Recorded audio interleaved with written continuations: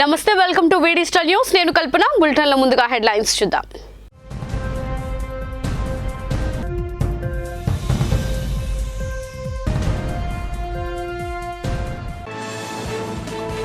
మహిళలపై అఘాయిత్యాలకు అడ్డుకట్ట వేయలేకపోతున్న జగన్. టీడీపీ పోలిట్ బ్యూరో సభ్యురాలు వంగలపూడి అనిత ఆగ్రహం.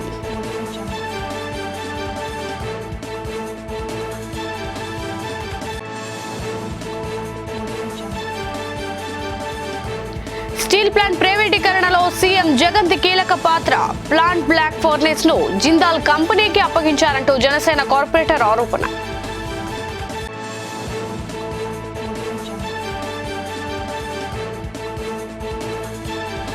హస్తకళలను ప్రోత్సహించండి, చేనేత కార్మికుల అభివృద్ధికి చేయూతనివ్వాలంటూ భీమిలి ఎమ్మెల్యే అవంతి పిలుపు.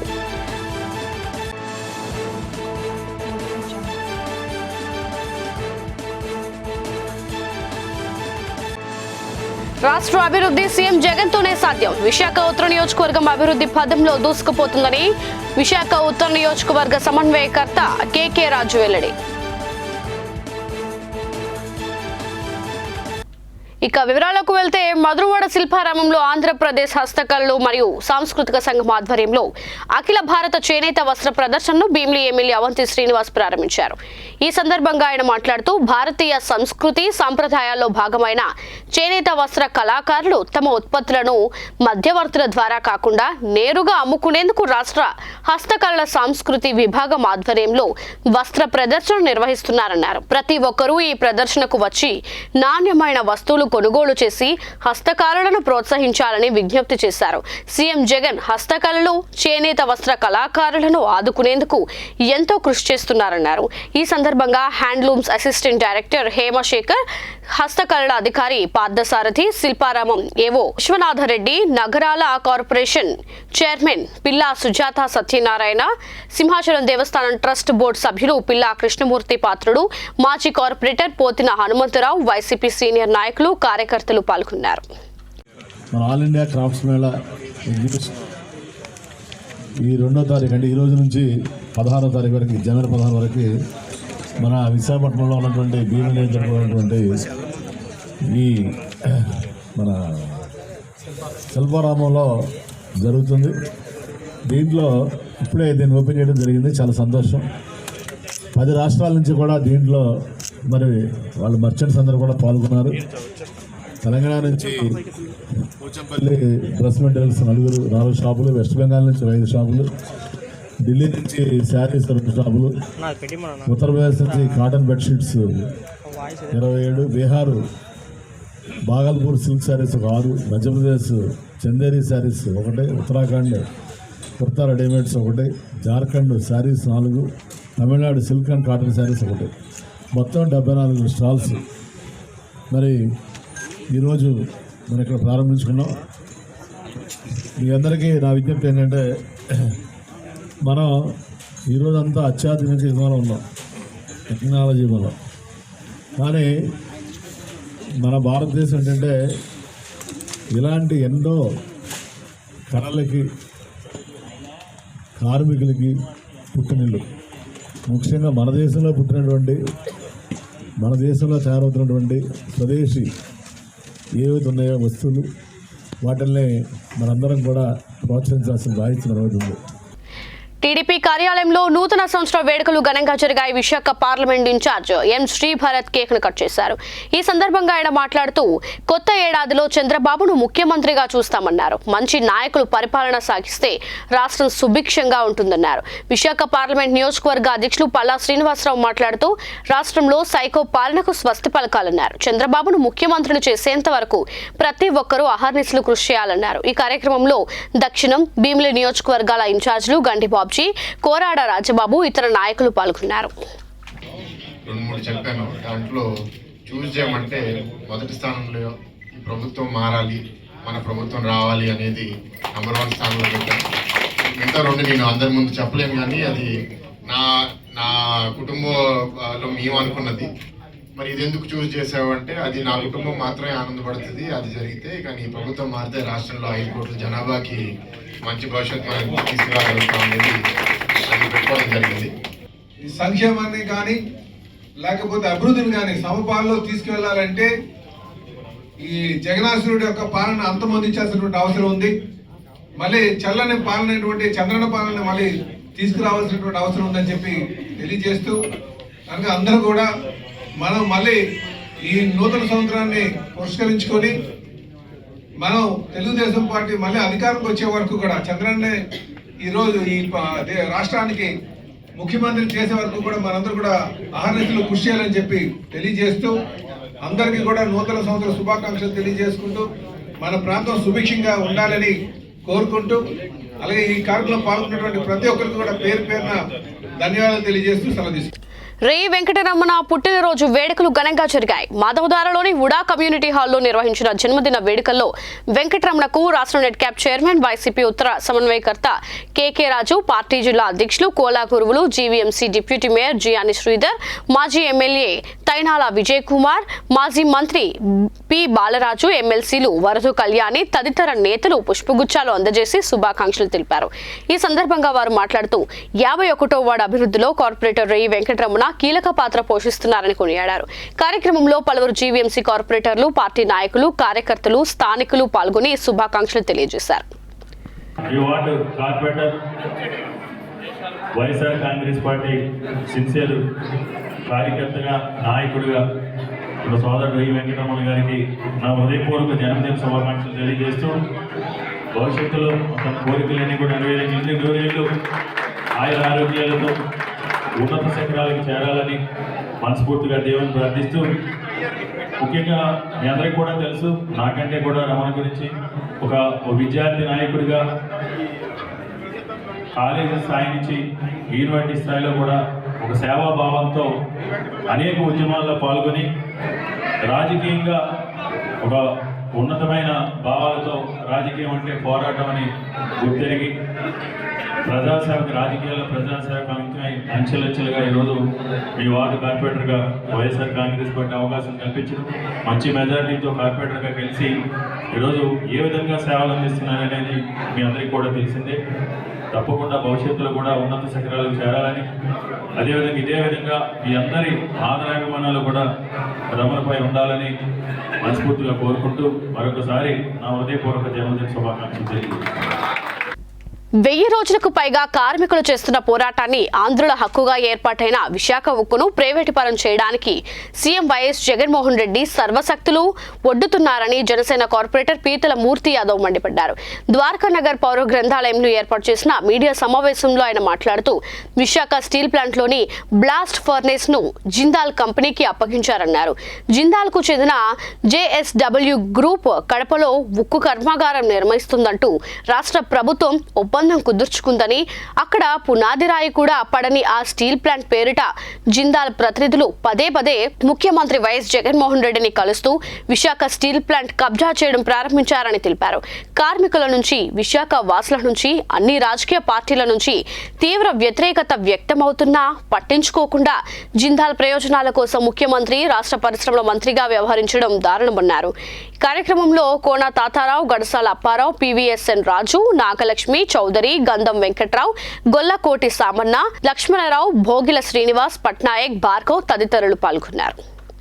సాటి ముఖ్యమంత్రులు పక్క రాష్ట్రాలను ముఖ్యమంత్రులతో పోటీ పడకుండా ఎందుకు ఇవాళ కేంద్ర ప్రభుత్వం దగ్గర మోకాలు తెరుస్తా ఉన్నాడు? పవన్ కళ్యాణ్ గారు పిలుపునిచ్చారు, అఖిలపక్షాన్ని ఏర్పాటు చేయండి, మనందరం కూడా కేంద్రం వెళ్ళి అడుగుదాం, మేము మీకు అండగా ఉంటాం, స్టీల్ ప్లాంట్ని కాపాడుకుందాం అని పదే పదే పవన్ కళ్యాణ్ గారు చెప్పినా కానీ ఇవాళ జిందాల్కి దారాదత్తం చేసి జిందాల్ దాసోహం అయిపోయి 2.5 మిలియన్ టన్ కెపాసిటీతో నడుస్తున్నటువంటి బ్లాస్ట్ ఫర్నెస్ 3ని జిందాల్ స్టీల్ పవర్ లిమిటెడ్ వారితో 6 నెలల ఒప్పందం, అది సేకట ఒప్పందంగా భావిస్తున్నాం. జేఎస్పీఎల్కి వైజాగ్ స్టీల్ ప్లాంట్ మధ్య జరిగినటువంటి ఒప్పందం ఎందుకు బయట పెట్టట్లేదు, ఎందుకు కార్మికులకు తెలియజేయాలని అనుకోవట్లేదు? అదేమో ప్రైవేట్ లిమిటెడా?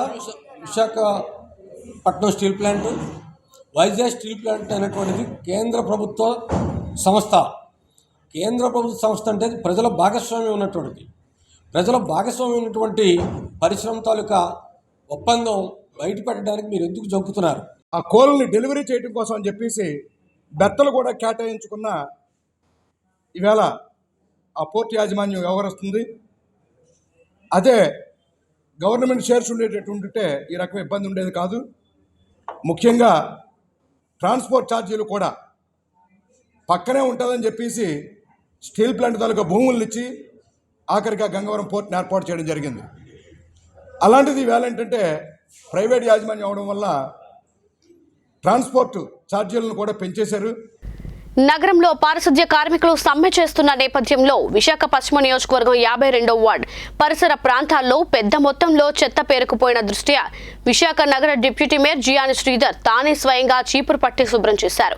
మొదటగా వార్డులో సంజీవయ్య నగర్ నుంచి ప్రారంభించి శాంతినగర్ రహదారులు శుభ్రం చేసి అనంతరం Shanthinagar Pentecost church, Karasa Gayatri apartment, Tarakarama apartment, Marripalem UDA layout ప్రాంతాల్లో పెద్ద మొత్తంలో ఉన్న చెత్తను ఆయన శుభ్రం చేసి జేసీబీల సాయంతో లారీలలో నింపి చెత్తను తీయించారు.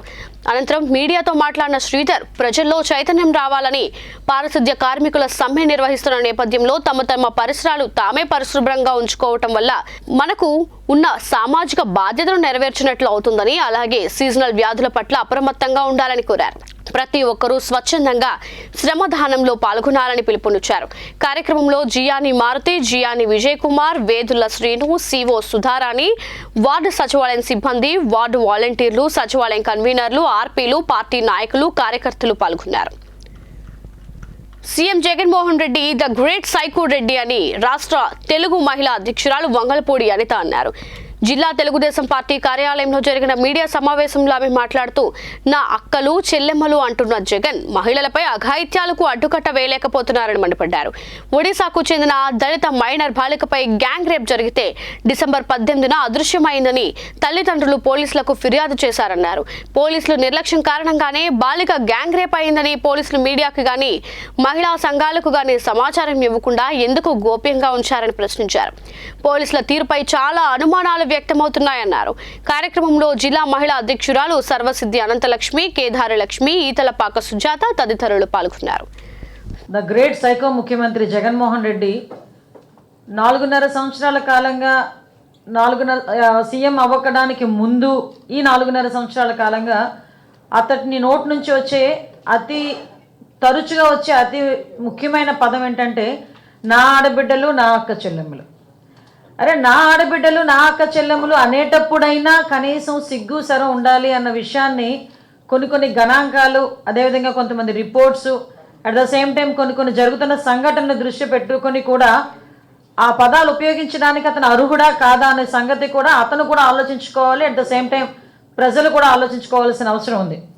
ఎందుకంటే సుమారుగా ఈ 4.5 సంవత్సరాల కాలంలో దగ్గర 1,48,578 కేసులు మహిళల మీద జరుగుతున్న అఘాయిత్యాల మీద కానీ, మహిళలు అవమానిస్తున్న తీరు కానీ, మహిళల మీద జరుగుతున్న దాడుల గురించి కానీ, మహిళల మీద జరుగుతున్న హత్యల విషయంలో కానీ ఈ 4.5 సంవత్సరాల కాలంలో దగ్గర జగన్మోహన్ రెడ్డి అతి ప్రియంగా పిలుచుకొని అక్క చెల్లెమ్మల మీద, ఆడబిడ్డల మీద అతని చేతకానితనం వల్ల, అతని ధనదాహం వల్ల, అతని తాలూకా అంటే దాన్ని ఏమంటారంటే అవగాహన లేమి వల్ల 1,48,578 రికార్డ్ అయిన కేసులు. ఇవి నేను 4.5 సంవత్సరాల కాలంలో చెప్తున్నా. అంటే ఓవరాల్గా యావరేజ్ని చూసుకున్న సంవత్సరానికి దగ్గర 30 నుంచి 40 వేల వరకు కూడా కేసులు నమోదవుతున్నాయి. ఇది నమోదవుతున్న కేసులు. వీటితోని ఇవన్నీ కూడా ఇలా జరుగుతున్న నేపథ్యంలో టాప్ మోస్ట్ పొజిషన్లో ఏపీ ఉంచుతాను అని చెప్పి ఎలక్షన్ ముందు మాట్లాడిన వ్యక్తి మహిళల మీద జరుగుతున్న అఘాయిత్యాల్లో కానీ, మహిళల తాలూకు మిస్సింగ్ విషయంలో కానీ, బాలికల మిస్సింగ్ విషయంలో కానీ నెంబర్ 1, 2 పొజిషన్లో మాత్రం డెఫినెట్గా ఉంచే పరిస్థితి ఈరోజు ఒక సైకో జగన్మోహన్ రెడ్డి రాష్ట్రానికి దాపురించాడు అన్న సంగతి అయితే చాలా క్లియర్గా చెప్పగలం. ఎందుకు దాపురించాడు అన్న పదం ఉపయోగించాల్సి వస్తుందంటే నిజంగా ఎంత దౌర్భాగ్యమైన పరిస్థితులు ఈరోజు రాష్ట్రంలో ఉన్న ఆడబిడ్డలు ఎదుర్కొంటున్నారు. అతని వర్షంలోనే మనం వెళ్దాం. ఇదే అక్క చెల్లెమ్మలు, ఇదే ఆడబిడ్డలు ఎంత దారుణమైన పరిస్థితులు ఎదుర్కొంటున్నారంటే ఈరోజు ఒక టూరిజం డెస్టినేషన్ రాబోయే కాలంలో ఈరోజు వచ్చేస్తాను పెట్టిబేడ పట్టుకొని, రేపు వచ్చేస్తాను పెట్టిబేడ పట్టుకొని అని చెప్పి పెట్టిబేడ రెడీగా పెట్టుకొని ఏదో ఫ్లైట్లు దొరక్క ఇంట్లో కూర్చున్నట్టుగా కూర్చున్న వైజాగ్ రాజధాని ప్రాంతానికి నేను వచ్చేస్తాను అని చెప్పి మాట్లాడుతున్న ఇదే ముఖ్యమంత్రి, టూరిజం డెస్టినేషన్ అని చెప్పి ప్రగల్భాలు పలికే ఇదే ముఖ్యమంత్రి ఈరోజు వైజాగ్లో పొట్ట చేత పట్టుకొని పక్క రాష్ట్రం నుంచి మన రాష్ట్రానికి వలస వచ్చిన ఒక కుటుంబాన్ని రక్షించాలనే పరిస్థితి. దారుణమైన సిచ్యువేషన్స్. ఈరోజు ఒక 17 ఏళ్ల దళిత బాలిక, ఒరిస్సాకు చెందిన దళిత బాలిక మీద 11 మంది గ్యాంగ్ రేప్ జరిగితే పరిస్థితి ఎలా ఉందిరా అంటే పోలీసులు ఇన్ఫర్మేషన్ ఇవ్వరు, తల్లిదండ్రుల్ని కలవడానికి కనీసం ప్రయత్నం చేసినా కూడా వాళ్ళని కనిపించనివ్వరు. ముఖ్యమంత్రిగా వైఎస్ జగన్మోహన్ రెడ్డి బాధ్యతలు స్వీకరించిన నాటి నుండి నేటి వరకు సంక్షేమ పథకాలు అమలు చేయడంతో పాటుగా విశాఖ అభివృద్ధిపై ప్రత్యేక దృష్టి సారించారని విశాఖ ఉత్తర నియోజకవర్గ సమన్వయకర్త రాష్ట్ర net cap chairman KK Raju అన్నారు. జీవీఎంసీ 26వ వార్డు పరిధి సంకువానిపాలెం, లలితానగర్, రామకృష్ణానగర్, ఎన్జీఓస్ కాలనీ తదితర ప్రాంతాల్లో 52.75 లక్షల వ్యయంతో చేపట్టనున్న పలు అభివృద్ధి పనులకు 26వ ward TDP corporator Mukka Sravani, YCP ward అధ్యక్షులు పీలా వెంకటలక్ష్మితో కలిసి కేకే రాజు శంకుస్థాపన చేశారు. ఈ సందర్భంగా కేకే రాజు మాట్లాడుతూ విద్య, ఉపాధి, ఆరోగ్యంపై దృష్టి సారించిన ముఖ్యమంత్రి వైఎస్ జగన్మోహన్ రెడ్డి నియోజకవర్గ పరిధి వార్డుల వారీగా మౌలిక వసతుల కల్పనకు చర్యలు చేపట్టారన్నారు. అలాగే ప్రజాప్రతినిధులు సైతం నిత్యం ప్రజల మధ్య ఉండే విధంగా అనేక కార్యక్రమాలకు ముఖ్యమంత్రి వైఎస్ జగన్మోహన్ రెడ్డి రూపకల్పన చేశారని గుర్తు చేశారు. కార్యక్రమంలో జీవీఎంసీ ఫ్లోర్ లీడర్ బాణాల శ్రీనివాస్, అనిల్ కుమార్ రాజు, కిరణ్ తదితరులు పాల్గొన్నారు. 26వ వార్డులో వివిధ అభివృద్ధి పనులకు సంబంధించి రోడ్స్, డ్రైన్స్, సీసీ రోడ్స్ సంబంధించి 52,75,000 రూపాయలకు సంబంధించి ఈ వార్డులో శంకుస్థాపన కార్యక్రమం చేయడం జరిగింది. వార్డు ఇన్ఛార్జ్ పీలా వెంకటలక్ష్మి గారు, వార్డు కార్పొరేటర్ ముక్కా శ్రావణ్ గారు, మండలాధ్యక్షులు, జీవీఎంసీ ఫ్లోర్ లీడర్ సీనియర్ నాయకులు బాణాల శ్రీనివాసరావు గారు, వార్డులో ఉన్న నాయకులందరూ కూడా కార్యక్రమంలో పార్టిసిపేట్ చేశారు. ముఖ్యంగా ఎప్పటికప్పుడు విశాఖపట్నానికి సంబంధించి గౌరవ ముఖ్యమంత్రి వైఎస్ జగన్మోహన్ రెడ్డి గారి ఆదేశాల మేరకు ఈ నగరంలో మౌలిక వసతులకు సంబంధించి ఎక్కడ అలసత్వం లేకుండా ఎప్పటికప్పుడు ప్రజాక్షేత్రంలో పర్యటించి ప్రజల యొక్క అభిప్రాయాన్ని గౌరవించి ప్రజల దగ్గర నుంచి వచ్చిన వినతులకి, విజ్ఞప్తులు కూడా ప్రాధాన్యత ఇచ్చి మౌలిక వసతుల కల్పన విషయంలో రోడ్స్ కానీ, డ్రైన్స్ కానీ, వాటర్ సప్లై సంబంధించి కానీ, విద్యుత్ సమస్యలు కానీ, పార్క్స్ కానీ, బరీల్ గ్రౌండ్స్ కానీ, స్కూళ్ళకు సంబంధించి కానీ మెరుగైన వసతులు కల్పించి మెరుగైన జీవన ప్రమాణాలు కల్పించాలనేది గౌరవ ముఖ్యమంత్రి వైఎస్ జగన్మోహన్ రెడ్డి గారి ఆలోచనాన్ని ఒక అంతర్జాతీయ నగరంగా తీర్చిదిద్దాలి. అందులో భాగంగా మొదటిగా క్షేత్రస్థాయిలో ప్రజలకు అన్ని రకాల సదుపాయాలు కూడా కల్పించాలనేదే ముఖ్యమంత్రి గారి యొక్క ఆలోచన. ముఖ్యమంత్రి గారి ఆశీస్సులతో పెద్దలు వైవి సుబ్బారెడ్డి గారు, నగర మేయర్ గారు, ఆఫీసర్స్ సహాయ సహకారాలతో ఈ నియోజకవర్గానికి సంబంధించి ఇప్పటికే పెద్ద ఎత్తున సుమారు 200 కోట్ల పైగా నిధులతో రోడ్స్ కానీ, డ్రైన్స్ కానీ, పార్క్స్ కానీ, హాస్పిటల్స్ కానీ అన్నింటినీ కూడా అభివృద్ధి చేయడం జరిగింది. కొత్తగా రాబో ఈ జనవరి, ఫిబ్రవరి నెలలో సుమారు 60 కోట్ల రూపాయల నిధులతో ఇంకా మిగిలిన ఉన్న పనులన్నింటినీ కూడా పూర్తి చేయడం జరుగుతుంది. అదేవిధంగా పోర్టు నుంచి కూడా పోర్టు సహాయ సహకారాలతో పోర్టు వారు కూడా CSR ఫండ్స్ నుంచి ఈ నియోజకవర్గ అభివృద్ధికి, ముఖ్యంగా పోర్టు ప్రాంతంలో ఉన్న రోడ్ల అభివృద్ధికి 34,75 రూపాయలు శాంక్షన్ చేయడం జరిగింది. దాన్ని కూడా రేపు 9-10 తారీఖుల్లో ఆ నిధులకు సంబంధించి కూడా ప్రోగ్రామ్ అంతా షెడ్యూల్ చేసుకుని ఆ పోర్టు చైర్మన్ గారు, జీవీఎంసీ కమిషనర్ గారు, కలెక్టర్ గారు, గౌరవ ప్రజాప్రతినిధులు అందరి ఆధ్వర్యంలో కూడా ఆ పనులు కూడా శంకుస్థాపన చేయడం జరిగింది. జీవీఎంసీ కాంట్రాక్ట్ కార్మికుల ఆందోళన రోజు రోజుకు మరింత వేడెక్కుతోంది. సమస్యల పరిష్కారానికి రాష్ట్ర ప్రభుత్వం ముందుకు రాకపోవడంపై కార్మికులు ఆందోళన బాటపట్టారు. పారిశుద్ధ్య, వాటర్ సప్లైస్, క్యాబ్ డ్రైవర్లు రోడ్డెక్కి నిరసన తెలిపారు. గాజువాక జోనల్ కార్యాలయానికి ఎదురుగా కార్మికులు అర్ధనగ్న ప్రదర్శన చేపట్టి భిక్షాటన నిర్వహించారు.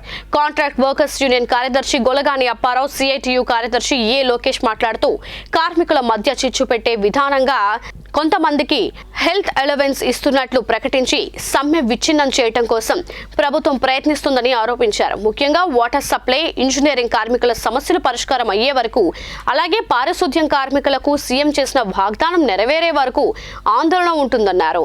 కార్యక్రమంలో రాము, నక్కా నాగరాజు, గణేష్, వై చిన్నారావు, శంకర్ రెడ్డి, రామకృష్ణ, సూరిబాబు తదితరులు పాల్గొన్నారు.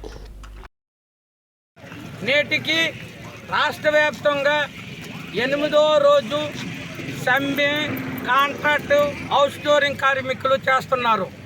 ఈ రోజు నుండి అసలు సమ్మె మొదలవుతుంది. దీనికి ముఖ్యమైన కారణం ఏదైతే లేకపోతే మనిషి బతకలేడో అది వాటర్. అదే వాటర్ సప్లై కార్మికులు కూడా ఈ రోజు నుంచి సమ్మెలోకి దిగుతున్నారు. ఒక నెల 2 నెలలు ఉన్నామంటే మాకేదో దయచేసి ఇచ్చేసి మమ్మల్ని ఏదో నీ నలుగురులో మమ్మల్ని మమ్మల్ని ఏడిపించుకోవాలి. రోడ్ల పాలు అయిపోయాం. మమ్మల్ని ఏదో నీకు మా జగన్ ఉన్నాడని మేము ఇంటింటికి చెప్పుకొని మేము ఇంతవరకు నడిపొచ్చాం. కానీ ఒక మాట కూడా మాకు ఈ జగన్ వల్ల మాకు ఒక మాట కూడా పోలీసులు పెట్టుకొని మమ్మల్ని అరెస్టుల పాలు చేసి కోట్ల పాలకి నిధుల పాలు పోలీస్ స్టేషన్ పాలు చేస్తానైనా మమ్మల్ని ఎందుకు ఇంత నిధుల పాలు చేస్తారు? స్కూల్లో పిల్లలు అల్లరి చేయడం సర్వసాధారణం. అల్లరి చేయకుండా బాల్యాన్ని దాటిన వాళ్ళు ఎవరూ ఉండరు. అదే రెసిడెన్షియల్ స్కూల్స్ అయితే పిల్లలు చేసే అల్లరి అలా ఇలా ఉండదు. స్కూల్లో ఉండగా చదువు, అల్లరి రెండూ ముఖ్యమే. కానీ ఆ అల్లరికి ఒక హద్దు ఉండాలి. మనం ఏం చేస్తున్నామనే దానిపై ఒక సోయ ఉండాలి. కానీ అది మరచి పనులు చేస్తే తర్వాత పర్యావసనాలు కూడా అంతే దారుణంగా ఉంటాయి. అలాగే 9 మంది విద్యార్థులు చేసిన పని ఇప్పుడు వారికి పెద్ద సమస్యలు తెచ్చిపెట్టాయి. స్కూలుకు వెళ్ళిన వాళ్ళు చదువుకోవాలి, గ్రౌండ్లో ఆడుకోవాలి. కానీ ఆ విద్యార్థులు అవన్నీ వదిలేసి పాఠశాలలో మందు కొట్టారు. అది గమనించి అలా చేయకూడదని స్థానికంగా నివాసం ఉండే ఓ మెకానిక్ మందలిస్తే తిరిగి ఆయన మీద దాడికి పాల్పడ్డారు. ఈ ఘటన అనకాపల్లి జిల్లా చోడవరం మండలం బీసీ బాలుర వసతి గృహంలోని విద్యార్థులు నూతన సంవత్సరం సందర్భంగా 9 మంది విద్యార్థులు మద్యం సేవించారు. వారిలో 7 7వ తరగతి విద్యార్థులు కాగా 2 8వ తరగతి విద్యార్థులు ఉన్నారు. నూతన సంవత్సరం ముందు రోజు రాత్రి మద్యం కొనుగోలు చేసి హాస్టల్ కు తీసుకువెళ్లి తాగారు. ఆ విషయాన్ని గమనించిన మెకానిక్ వారించగా ఆ మెకానిక్ ను చితకబాదారు. దీనిపై వార్డెన్ ప్రశ్నించగా ఆ విషయం తెలియదని, ఆ ఘటనపై విచారణ చేపడతామని తెలపడం హాస్యాస్పదంగా ఉంది. తండ్రి స్థానంలో ఉండి పిల్లల బాగోగులు చూడాల్సిన వార్డెన్ ఆ మాటలు విన్న వారికి ప్రభుత్వ హాస్టల్ పట్ల ప్రజలకు ఉన్న మంచి భావన పోయి హాస్టల్లో పిల్లలను చేర్పించే పరిస్థితి దాపరించిందని స్థానికులు మండిపడుతున్నారు. మైనర్లకు మద్యం విక్రయించిన వైన్ షాప్పై పోలీసులు కేసు నమోదు చేసి కఠిన చర్యలు చేపట్టాలని ఈ ఘటనపై భిన్నాభిప్రాయాలు వ్యక్తమవుతున్నాయి. వాళ్ళు పిల్లలు తాగుతున్నారు, ఇందిరా తప్పురా అని చెప్పి అన్నానని నన్నే ఏదో అన్నా అని చెప్పి వాళ్ళకి గంజా దాసి వచ్చా ఏం దాసి వచ్చి తెలీదు, వచ్చి శుభ్రంగా ఇచ్చేస్తారు. నన్ను ఒక కార్ డ్రైవర్ అని ఇంకా అతన్ని ఆ పిల్లలు తాగుతున్నారు ఎందుకు తాగుతున్నారు మీ వయసు రేటర్ అని, అందుకే వీడియో కూడా తీస్తాను నేను. అవును, తీసిన తర్వాత ఏంటంటే ఆయన ఏదో అన్నావు అన్నట్టు పిల్లల పిలిచి మమ్మల్ని అంటావా అన్నట్టు నిన్న వచ్చి కూడా నేనే కొట్టాను, అయితే ఏం చేస్తావు అన్నట్టు మాట్లాడాడు. పిల్లల జీవితాలు ఇదైపోతాయని ఏమనలేదండి. అలా వాళ్ళేమి ఇచ్చేయలేదు. ఆ పిల్లలు వస్తే వాళ్ళు పెట్టి వాళ్ళే చెప్తారు మనం ఏం చేసామంటే. వార్డెన్ కంప్లైంట్ చేయదు, వస్తే అప్పుడు మనం మాట్లాడడం చూసాం. అతను రాలేదు, 2 రోజుల నుంచి రావట్లేదు. 2 రోజుల నుంచి రాలేదు. వార్డెన్ వస్తే కదా, వార్డెన్ రాలేదు. వార్డెన్ రాలేదు, ఇచ్చినా కూడా పట్టించుకోవడం. జగన్ పాలనలో ఏ ఒక్కరూ తృప్తిగా లేరని తెలుగుదేశం పార్టీ రాష్ట్ర కార్యదర్శి చోడవరం నియోజకవర్గ పరిశీలకులు మూర్తి యాదవ్ ఉన్నారు. జిల్లా టీడీపీ కార్యాలయంలో నిర్వహించిన మీడియా సమావేశంలో ఆయన మాట్లాడుతూ రాష్ట్ర ముఖ్యమంత్రిగా ప్రమాణ స్వీకారం చేసిన నాటి నుండి నేటి వరకు బటన్ నొక్కే కార్యక్రమం తప్ప మరొకటి చేయలేదని ఎద్దేవా చేశారు. ఇచ్చాపురం నుండి కుప్పం వరకు ఎక్కడైనా రహదారులు బాగున్నాయా అని ప్రశ్నించారు. గత కొన్ని రోజులుగా ప్రభుత్వ ఉద్యోగులు, అంగన్వాడీ కార్యకర్తలు సమ్మె చేస్తున్నా జగన్ స్పందించకపోవడం దారుణమన్నారు. ఏ ప్రజలైతే జగన్ చిత్రపటానికి పాలాభిషేకం చేశారో అదే చిత్రపటానికి యాసిడ్ తో అభిషేకం చేసినా ఆశ్చర్యపోనక్కర్లేదని చెప్పారు. రాష్ట్ర అభివృద్ధి జరగాలంటే చంద్రబాబు ఒక్కరి వల్లనే సాధ్యపడుతుందని ఈ విధంగా పేర్కొన్నారు. ఆయన ఏదో పనికిమాల బటన్ నొక్కుతూ అంటాడు. ఇచ్చాపురం నుండి కుప్పం వరకు జగన్ కనబడతాడు. ఎక్కడ చూసినా ఎందుకు కనబడడం మేము కాదన్నామా, జగన్ తప్పకుండా కనబడతాడు. ఆ గతుకులు రోడ్లో కనబడతాడు, పేదల బాధల్లో కనబడతాడు, రైతుల కష్టాల్లో బాధపడతాడు, కార్మికుల్ని బాధల్లో కనబడతాడు. ఆఖరికి ప్రభుత్వ ఉద్యోగులకి జీతాలు ఇవ్వలేని దౌర్భాగ్య ముఖ్యమంత్రి దేశంలోనే ఈయనే ఉన్నాడు. ఇంతకుముందు ప్రభుత్వ ఉద్యోగం అంటే ఒక భరోసా ఉండేది, ఒక ధైర్యం ఉండేది. వాళ్ళు షూరిటీ అంటే ఆ షూరిటీ పెడితే డబ్బులు బ్యాంకు కూడా ఇచ్చేవి. అంత గౌరవప్రదం ఉన్నది. ఇవాళ ఆకాశం వైపు చూస్తున్నాడు. 10 ఏళ్ళ దాని వరకు తెగాలేదు. నేనేమో ఉద్ధరించానని పనికిమాలు కబుర్లు చెప్తే ఎవరు నమ్మే స్థితులు లేరు. ఇవాళ ఆయన పారిశుద్ధ్య కార్మికులు ఆ వ్యవస్థే నిజంగా నా వ్యక్తిగతంగా చాలా దురదృష్టవంతున్నారు. అర్ధరాత్రి మహిళలు కూడా రోడ్ల మీద ఊడుస్తుంటే కనీసం మానవత్వం లేదు. వాళ్ళు రోడ్డు మీదకి వస్తే ఈయన హెలికాప్టర్ వేసుకొని తిరుగుతాడా? వాళ్ళు పట్టించుకోడా? అది చేసిన నేరం ఏంటి? అది చేసిన ఘోరం ఏంటి? బులెటిన్ ముగించే ముందు హెడ్లైన్స్ మరోసారి.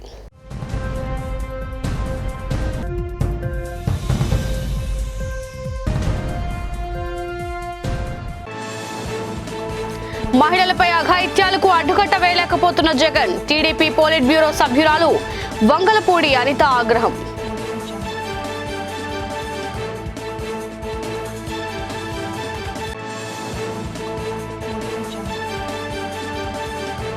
స్టీల్ ప్లాంట్ ప్రైవేటీకరణలో సీఎం జగన్ కీలక పాత్ర.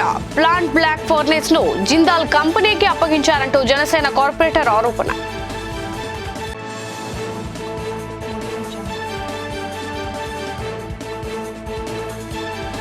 హస్తకళలను ప్రోత్సహించండి, చేనేత కార్మికుల అభివృద్ధికి చేయూతనివ్వాలంటూ భీమిలి ఎమ్మెల్యే అవంతి పిలుపు.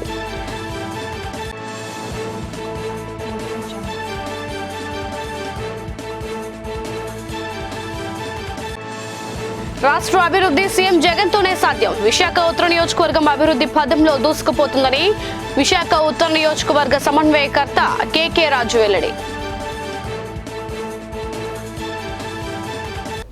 ఇవి ఇప్పటి వరకు నా వీడిజిటల్ న్యూస్ అప్డేట్. సరికొత్త బులెటిన్లో మళ్ళీ కలుద్దాం. Until then keep watching V digital news.